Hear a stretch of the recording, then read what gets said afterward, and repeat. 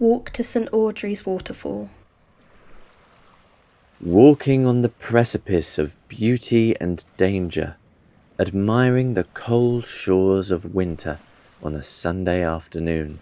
Wandering by a stretch of muddy grey ocean where ripples of calm play in weak cloud-strained light.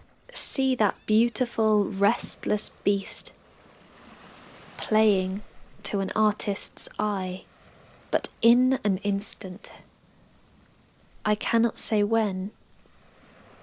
Call it man, call it nature.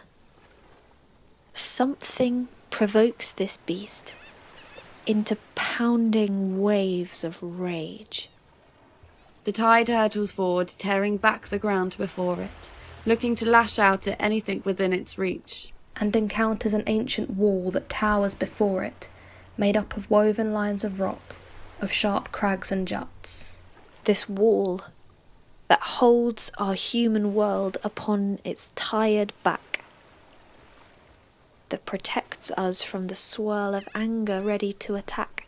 These cliffs that let us walk upon them to marvel at the sweeping view, admiring the cold shores of winter on a Sunday afternoon. They tire from the exertion and slowly crumble over time.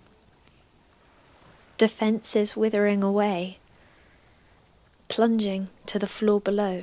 We stop along the cliff's edge to look down upon the shore. From heady heights our heads spin from fear of downwards fall. And as we halt, we glimpse a piece of the cliff that holds us steady, succumbing to our fears of a deadly plummet down. We stop to mourn this patch of land, a hedge still upon it, once part of a line, now left to the ocean's salty reach.